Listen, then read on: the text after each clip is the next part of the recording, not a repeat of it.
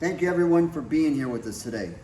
This video is specifically directed for our YouTube page. We're going out with this whole thing is that, by the way, this is Maxie. Max. How's it going? I'm Todd Medina, the fight coach. And in our industry, there's not too many people that follow the Lord wholeheartedly, and that's where this video is going. So if you've noticed before this video, most of it was all boxing, MMA, combat sport kind of stuff. Now, I met Max, how long were we? About a year? It's coming up on a year. It was in August. Okay, about a year. Yeah. We used to go to the same church, but he was actually, the first time I met him is at this facility. He showed up about 40 pounds lighter. His first time here, he was out in the parking lot throwing up because of training. But our main thing, here's where I'm going out with this video, is that you can be a believer, like hardcore, all in, and still have a really fun, active, healthy life. Most people think like it's hard to talk people into going to church. And you say like, oh, do you want to go to church? Sometimes people do not go to church because they know a Christian, listen to this, or they don't know a Christian. It's like, what do you mean by that? Like say they know somebody that is a Christian that goes to church, but they're a knucklehead. You know, they're like, well, that guy's a knucklehead. Why don't I want to go to church? You know, or they don't know anyone that's invited them. So that's where we're going to bounce off of this and where we come into play and some of the good and bad things we've done in the past, and we're still here. I've been professionally fighting for almost 3 years now. I'm a professional coach, and Max is getting into the fight game now. So my YouTube page is, we're just kind of pivoting and we're just going where the Spirit's led. And if you're not a believer, then this video hopefully is going to resonate with you. Okay, even if you pass by it now, the seed's been planted. Hopefully you come back and listen to our story a little bit, and we're out here to help you and get you on the right path. And those of you that are believers, hopefully this interests you, or you hear some things, or maybe this opens the door for you, because that's my ministry, is combat sports, like boxing, wrestling, self-defense, that kind of stuff. That's how I got in contact basically with all these guys. So that's where we're going.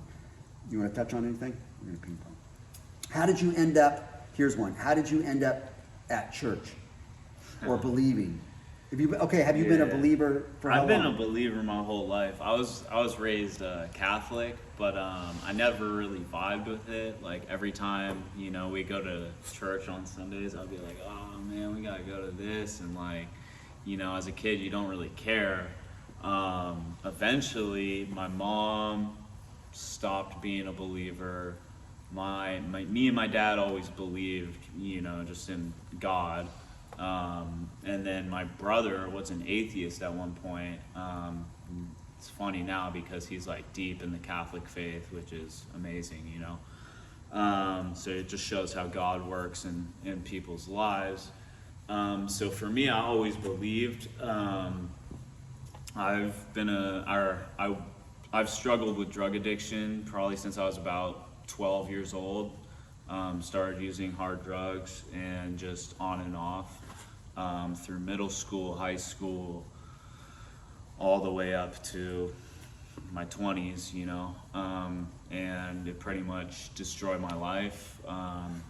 When I was in high school, I started kicking it with gang members. I was, you know, doing things I shouldn't have been doing. I was doing a lot of drugs, you know, just partaking in criminal activity.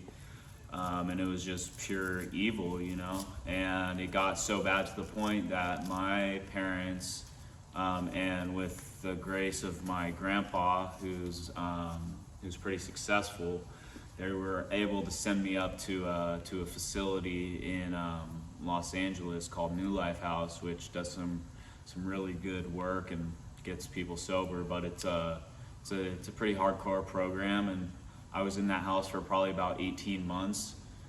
During that time, you know, they had us in AA.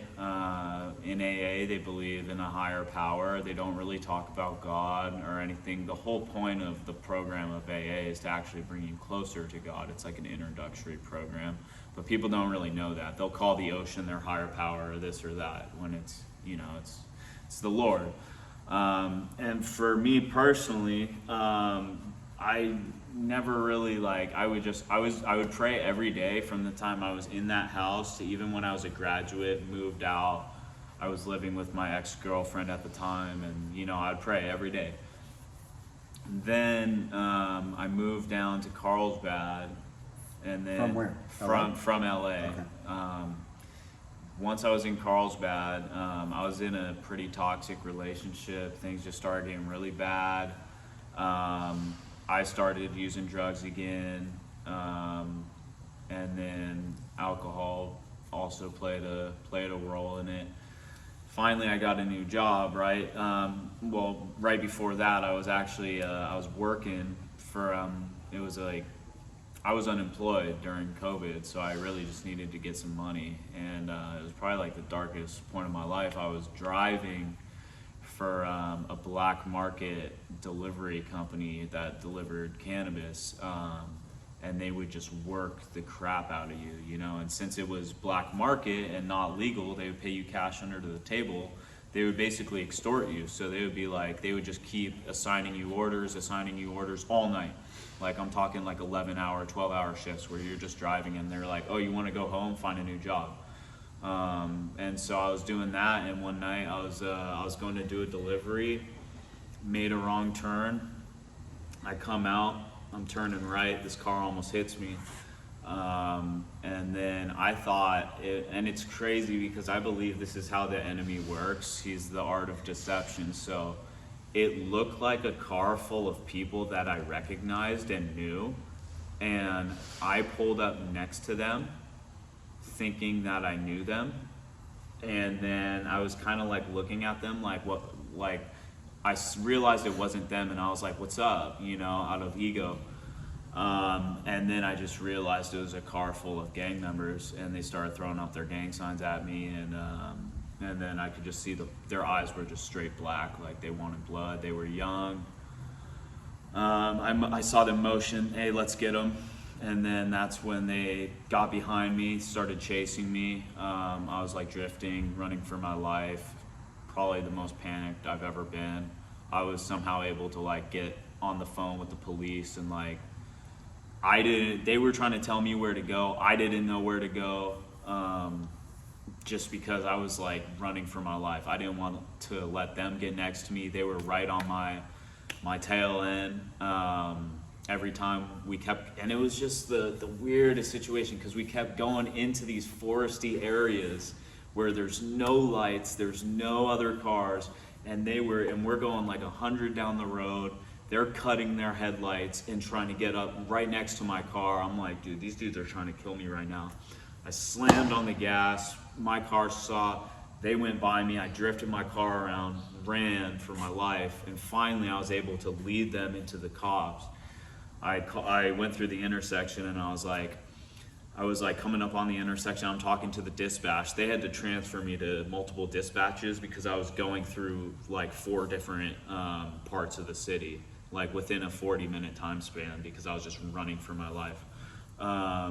Finally, I was like, hey, I'm coming up on this light at this intersection by the freeway, by Miramar. I'm coming out of the forest. I'm in a black TC coupe. They're in a blue car behind me. I'm running the light. And I went through the light. I put my hand out the window, waved down, like saying like, yo, behind me, behind me. They saw that the cop was there and started slowing down. The cop lit them up.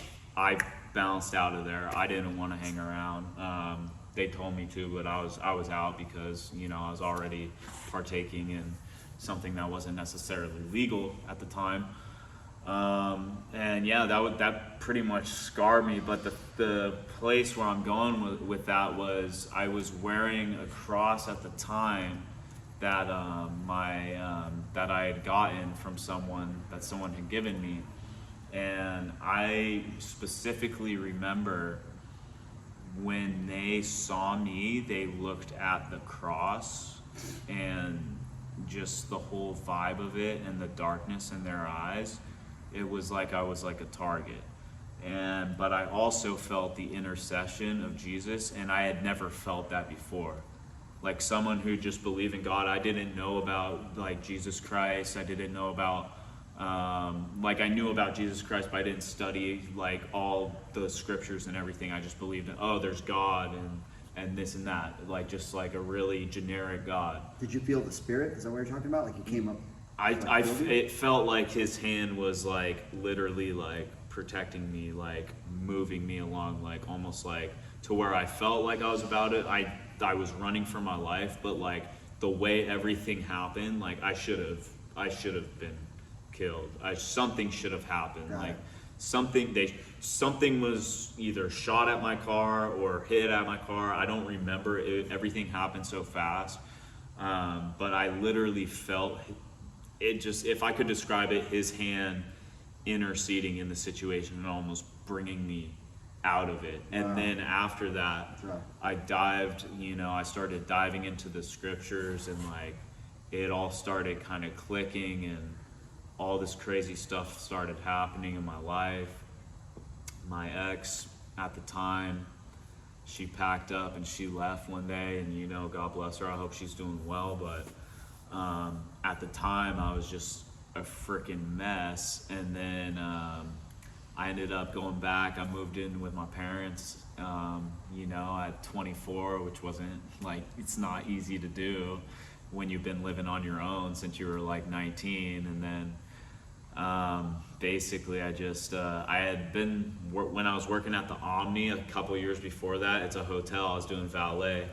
There's a man there named Devin Tanner, and he was always planting seeds. He was always just like he just seemed like just a good guy, and always just talking like just righteously, and just like, and he would call it how it is. Like if something wasn't right, or like he didn't agree with something, like he would say how it was. And he would also, he wasn't afraid to voice how he felt about God, and like the way he put it always clicked with me, and I would always ask him questions, and I was always curious. So when all that went down and I was in such a bad place and I'm spinning out, I started using drugs again and all this stuff, I reached out to him and I was like, hey man, I need some good people to be around. So like, he's like, yo, come to this barbecue. And it was the first time this barbecue had ever been going on at our buddy Rich's house.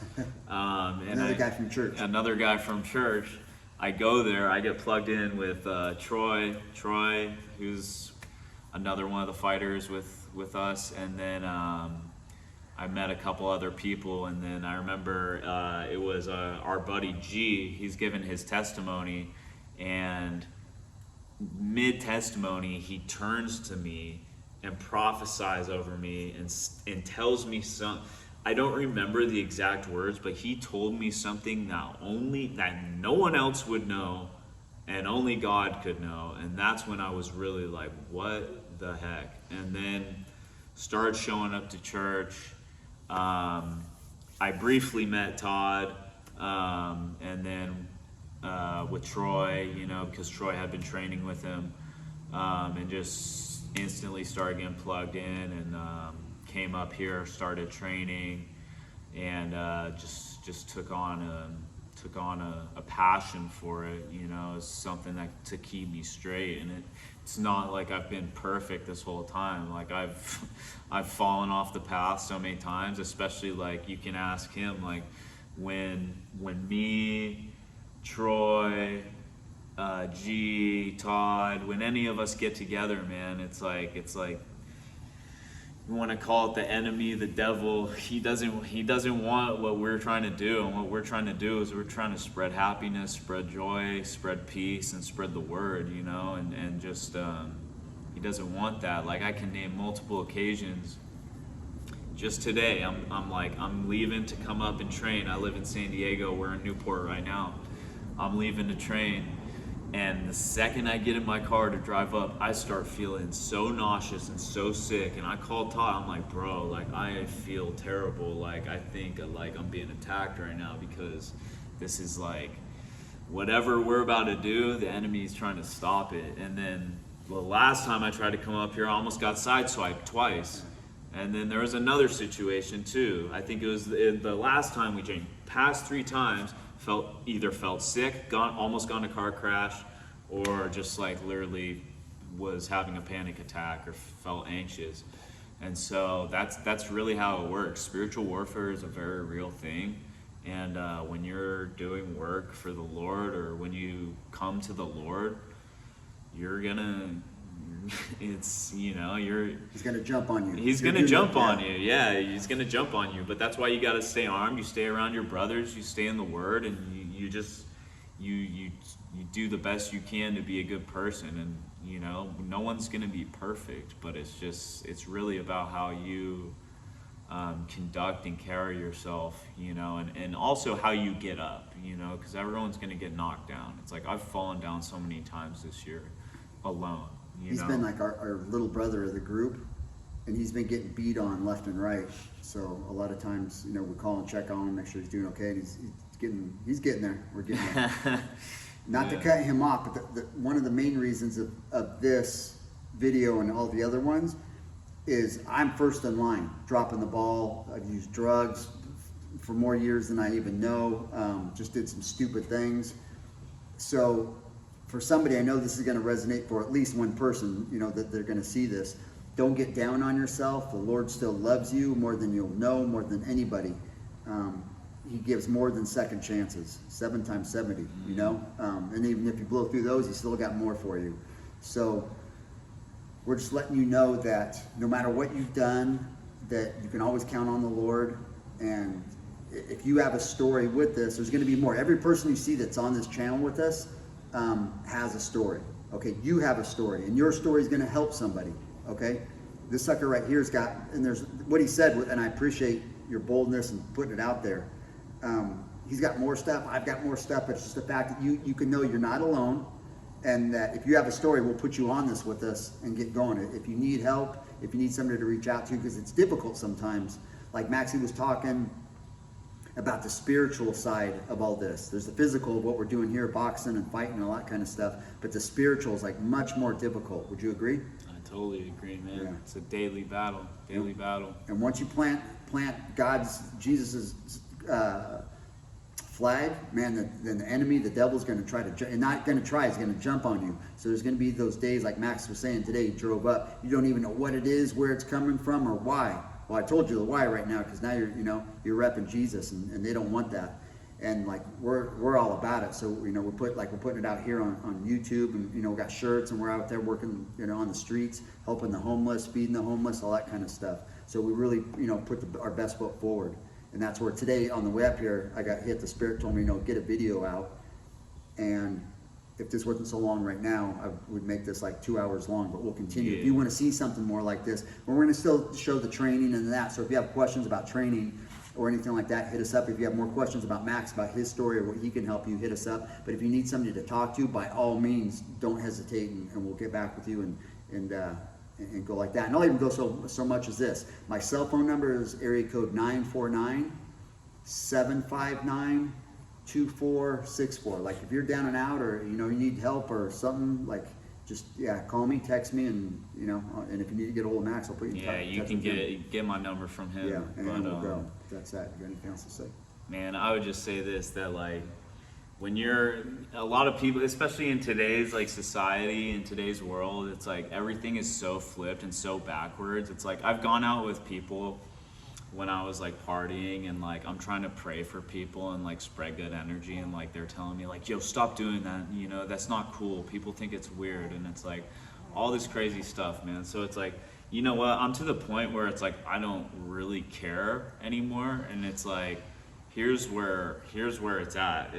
It doesn't matter like what you do. It's like if you're gonna be trying to spread the word, or just even to just maybe touch one person's life, you're gonna catch flack. I'm sure people talk crap. I'm sure people think, oh, the Jesus this, whatever, and like, oh, look at his past, and now he's claiming this. It's like whatever, It's like as long as this helps one person today get closer to the Lord, then I've done my job, man, and I'm happy.